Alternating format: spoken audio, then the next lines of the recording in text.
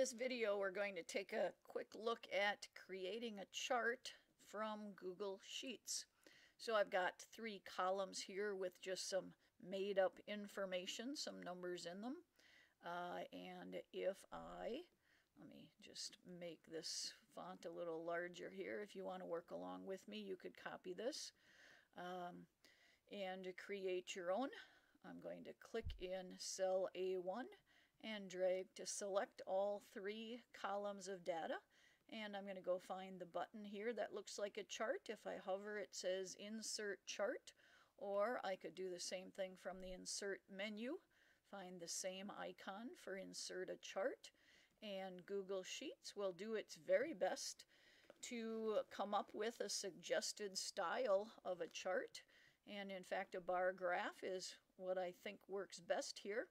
But I'm going to show you under the chart editor, the data column. The first thing at the top here, if I scroll up to the top, chart type.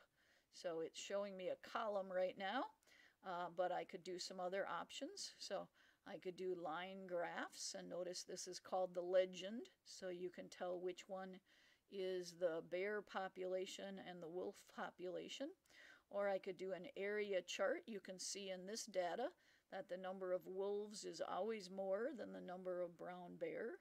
I could do a combination here where one is in columns and one is in a line.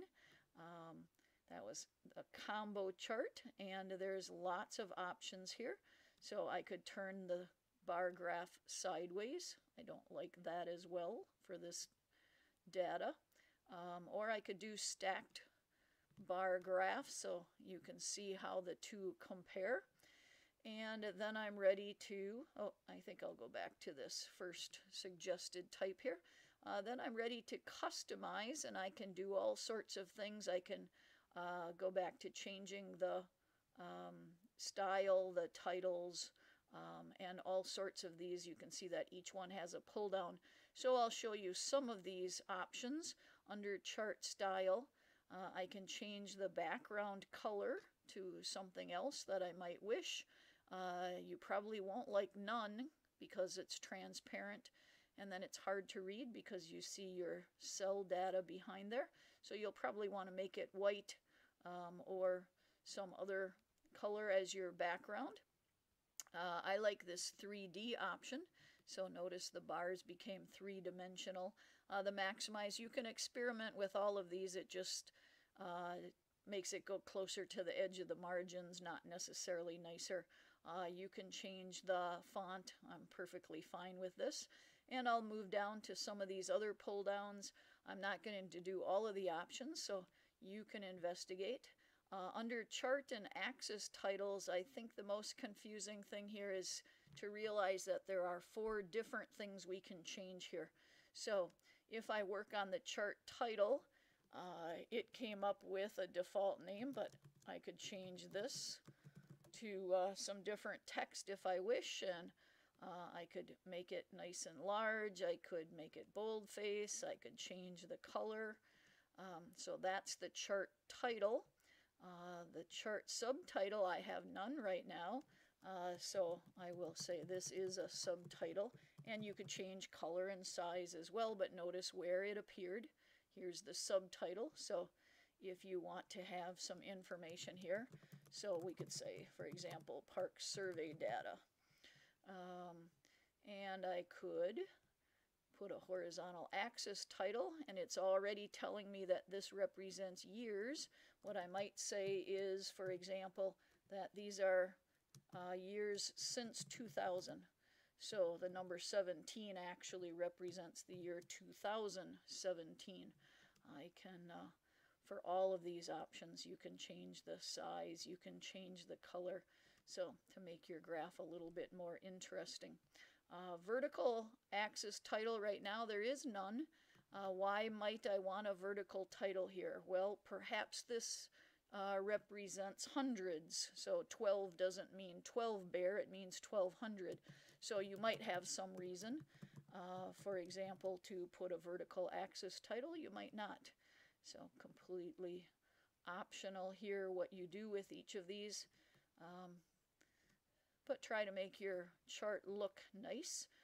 Under series, I'm going to do most of the options under series in another video, but one that you might like here is, so you don't have to try and guess how high this column is, you could choose this option for data labels. And then notice that it put a little number next to each of those. And if you scroll down, you can change the size of those values. You can make them boldface and so on. All right, and the rest of that, this trend line is what I want to talk about in a separate video. That's a little bit more mathematical. And the legend is the brown bear and wolves telling you which colors. So you definitely need those, but you can change the font size and move this around. So the position, I think, is probably what you'll be most interested in. Watch what happens if I move the legend to the left side of the graph. A pretty obvious change. The legend is over here. Or here to save space, I think I like this option, putting it at the top of the chart. And remember that you can resize your chart here. It's just like any other graphic object. So you can make that work however you wish. Okay, horizontal axis are these numbers right here, which look kind of small right now. So I definitely might want to change the size. And an interesting thing that we could do, if these were longer, of course you can change their color as well, but I'm going to make them even larger here and show you that you can turn them at a slant. Numbers aren't very easy to read at a slant, but the words, sometimes it's easier to read them if you do this slant at a certain angle. So you can see what the slanting is doing here. But Google Sheets will slant them if it needs to, if it needs more space. So, but these numbers fit pretty well.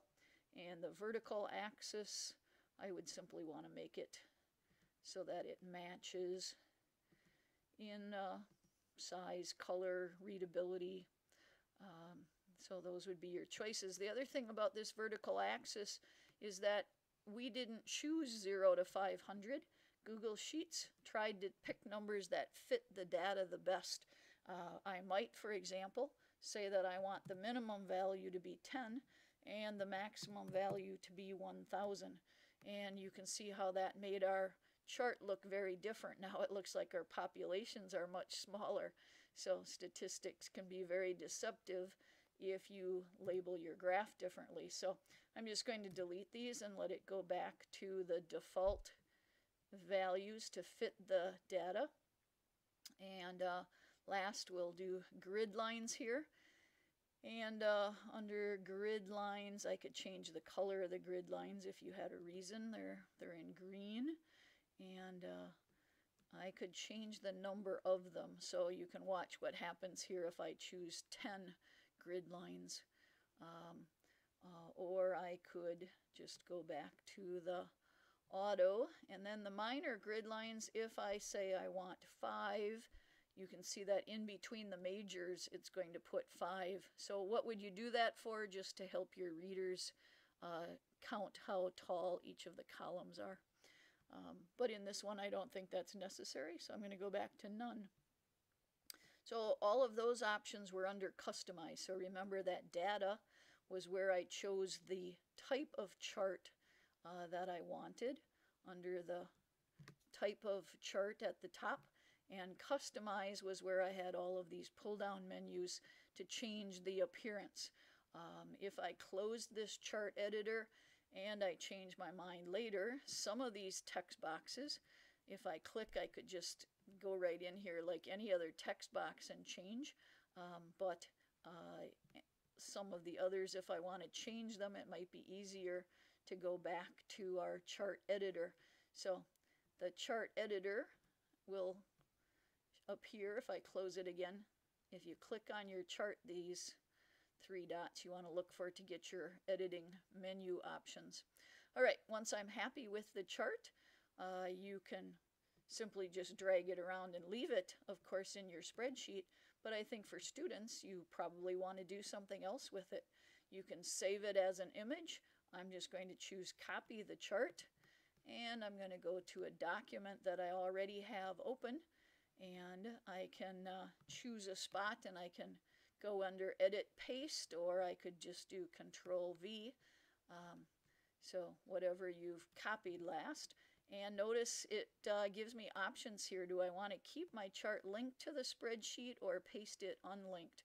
Well, let's see what happens if I keep it linked to the spreadsheet. Definitely a powerful option. It pastes in as a graphic object, so I can grab a corner and resize it. When it is selected, we have this lovely option down here to wrap the text around it. So I'm going to drag it over to this margin, and you can, of course, resize it how you wish.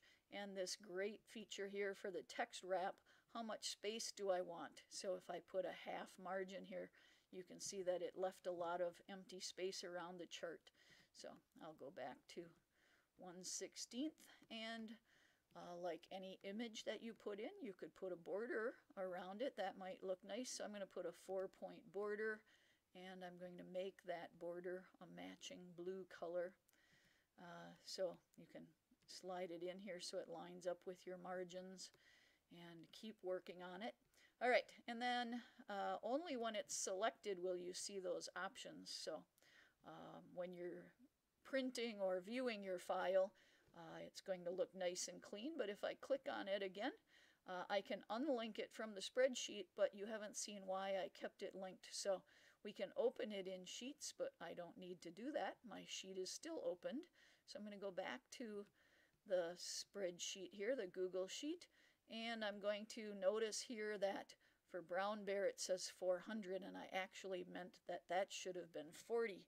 So I'm going to change this cell, to 40. I realized that I had a typing error, and you can see that it changed it in the sheets here. It automatically fixed the chart. When I go back to my document, it is not automatically fixed, but you'll notice now that I have this button here to update the chart. So when I click update, you will see in a second that it grabs that correction, and now I can easily make my chart fit. If I change my mind or find errors in the Google Sheet, I don't have to repaste it into my document. So a very handy item to use to keep your chart linked to your Google Sheet. So there's a lot more there that you can experiment with, but a quick way to get some very nice looking charts.